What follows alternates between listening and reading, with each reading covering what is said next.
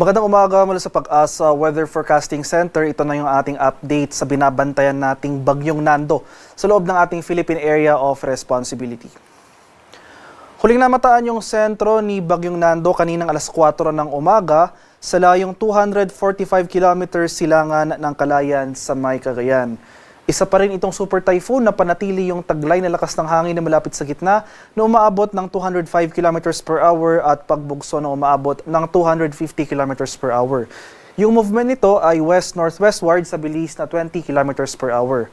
Makikita natin dito sa ating latest satellite imagery na yung mga kaulapan na associated kay Nando as well as yung mga malalakas na hangin ay nakakaapekto na sa malaking bahagi ng Hilaga at gitnang Luzon. Samantala, patuloy nating minomonitor itong low pressure area sa labas ng ating PAR. Huling namataan yung sama ng panahon na ito kaninang alas 4 ng umaga sa layong 1,475 kilometers silangan ng northeastern Mindanao. Maliit yung chance na nasabing low pressure area na maging bagyo within the next 24 hours pero patuloy yung monitoring natin para sa weather disturbance na ito dahil hindi natin inaasahan yung tropical cyclone development sa mga susunod na araw.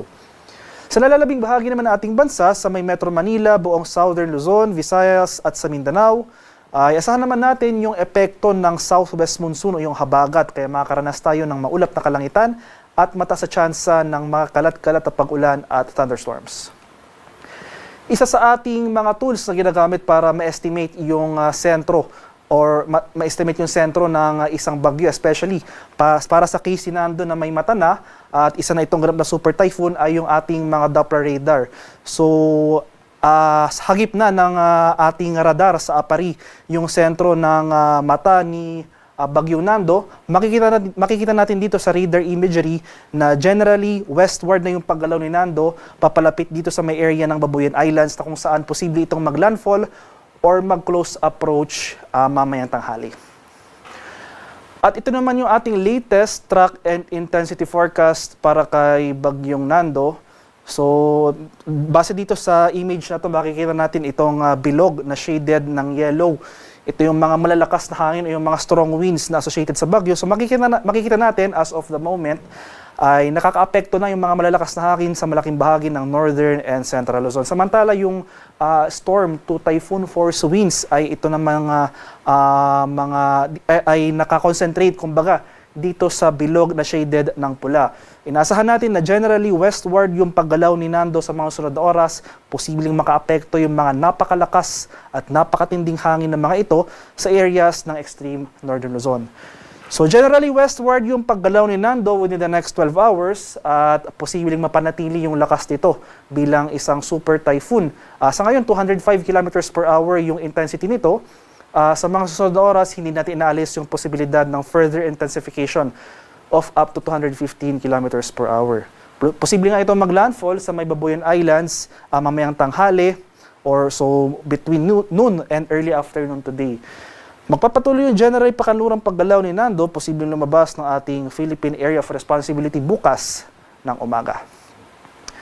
At para naman sa ating tropical cyclone wind signal na nakataas as of 5 a.m. today. So ito ating tropical cyclone bulletin na inisyu kaninang alas 5 ng umaga.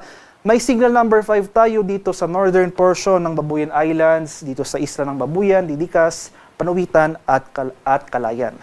Signal number 4 naman ang nakataas sa southeastern portion ng Batanes, nalalabing bahagi ng Babuyan Islands at sa northeastern portion ng mainland Cagayan sa may bayan ng Santa Ana. Signal number 3 naman ang nakataas sa rest of Batanes, northern and central portions ng mainland Cagayan, northern and central portions ng Apayao, at itong northern and central portions ng Ilocos Norte. So hopefully sa mga nakarang oras o sa mga nakarang araw ay nakapaghanda po tayo sa masungit na panahon for today. Dahil nasahan natin na mag-worsen or gagrabe pa yung ating weather condition. Dahil nasahan nga natin yung possible landfall or close approach ni Nando sa may area ng Babuyan Islands. So ano nga ba yung ating inaasahan sa mga areas under wind signal number 3, 4, and 5? Asahan natin yung possible damage to infrastructures, mga building, mga gusali, mga bahay, posibleng masira or lumipad yung ating mga bubong, especially yung mga pader na gawa sa light materials, posibleng gumuho yan. At yung mga salamin sa mga ating mga bintana posibleng mabasag, at yung mga items o yung mga objects sa labas na hindi na secure, posible ang tangayin ng malalakas na hangin at maging debris or projectiles na pwedeng maka-injure or makamatay. At as well as yung mga pananim o yung mga malalaking puno o poste ng kuryente, posibleng matumba yung mga ito. So asahan natin throughout the passage ni Nando magkaroon tayo ng disruption sa public infrastructure tulad ng mga power supply, water supply, at telecommunications. Pati na rin possible disruption to public transportation. Signal number 2 ang nakataas sa lalalabing bahagi ng Cagayan, sa area ng Isabela, na lalabing bahagi ng Apayao, dito sa may Abra, Kalinga, Mountain Province, Ifugao, northern portion ng Benguet, northeastern portion ng Nueva Vizcaya, rest of Ilocos Norte, dito sa may Ilocos Sur, at northern portion ng La Union. Signal number 1 ang nakataas sa may Quirino, nalalabing bahagi ng Nueva Vizcaya, rest of Benguet, rest of La Union, sa may Pangasinan, sa may Aurora, Nueva Ecija, Bulacan, Tarlac, Pampanga, Zambales, at northern portion ng Quezon kabilang ang Polillo Islands. Kaya over these areas, under wind signal number 1 at number 2, asan rin natin yung minor to moderate na mga damages sa ating mga infrastructure. Posible pa rin dyan yung mga malalakas na hangin na direktang dulot ni Bagyong Nando. In terms naman of heavy rainfall o malalakas sa pag-ulan, makikita natin dito sa ating latest weather advisory na inisyo kaninang alas 5 ng umaga. 24-hour rainfall forecast natin dito sa area ng Batanes, Cagayan, Apayao, Ilocos Norte, Abra at Ilocos Sur, posibleng umabot or greater than 200 millimeters of pag-ulan or rainfall ang ating mararanasan. Torrential rains po ito dito sa mga areas shaded by red. Area shaded by orange, 100 to 200 millimeters, posibleng maranasan for today, for the next 24 hours sa may La Union, Kalinga at Isabela. 50 to 100 millimeters sa pag-ulan na dulot ng Bagyong Nando ang posibleng maranasan ngayong araw sa may Mountain Province, Ifugao, Benguet, Nueva Vizcaya, Pangasinan, Nueva Ecija, Tarlac, Zambales, Pampanga at sa may Bulacan. So hindi lang yung mga lugar na yun ang makakaranas ng significant heavy rainfall na pag-ulan ngayong araw. Dahil naman sa southwest monsoon o habagat na hinahatak ni Bagyong Nando, makakaranas rin tayo ng 50 to 100 mm sa pag-ulan dito sa may Bataan, Metro Manila, Rizal, Cavite, Laguna, Batangas, Occidental Mindoro, Oriental Mindoro at sa may Palawan. Kaya over these areas, especially itong mga lugar sa Northern Luzon, patuloy po tayong maging handa at alerto sa mga banta ng flooding or landslides, lalo na kung tuloy-tuloy at malalakas yung mga pag-ulan na ating mararanasan. Posible rin yung pag-apaw ng ating mga ilog at dalampasigan. Unti-unti mababawasan yung mga pag-ulan na dulot ng bagyo. So by tomorrow, possible nasa labas na ng ating Philippine Area of Responsibility si Nando. So mababawasan na yung mga pag-ulan associated sa bagyong ito. Gayunpaman, posible pa tayong makaranas ng 50 to 100 mm sa pag-ulan sa ilang bahagi ng ating bansa sa may Batanes, Cagayan, Ilocos Norte, Apayao, Abra, Kalinga, Mountain Province, Ifugao, La Union, Benguet, Pangasinan at Zambales. Dahil naman sa habagat na patuloy na magdudulot ng pag-ulan, so kahit na nasa labas na si Nando, posible pa rin itong palakasin yung habagat na kung saan magdudulot ng significant heavy rainfall, 50 to 100 mm sa pag-ulan sa may Bataan, Pampanga, Bulacan, Metro Manila, Cavite, Batangas, Occidental Mindoro at sa may Palawan.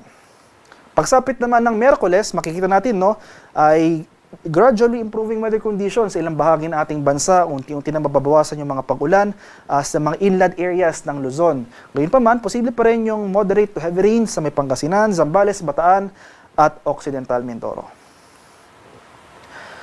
At sa mga lugar naman na walang tropical cyclone wind signal, posible tayong makaranas ng mga pagbugso ng hangin, strong to gale force gusts na dulot ng southwest monsoon o habagat. So for today, asahan natin yung mga pagbugso ng hangin sa may Metro Manila, itong mga lugar sa Central Luzon na walang tropical cyclone wind signal sa may Calabarzon, Bicol Region, Mimaropa, Visayas, Northern Mindanao, Caraga, Zamboanga Peninsula, Barm, Soxargen at Davao Region. For most of these areas, asahan natin na sa mga susunod na 3 araw, magpapatuloy pa rin yung mga pagbugso ng hangin. So, posible magtaka po tayo, no? So, kung bakit wala tayong tropical cyclone wind signal sa ating lugar, pero nakakaranas tayo ng pagbugso o yung mga malalakas na hangin.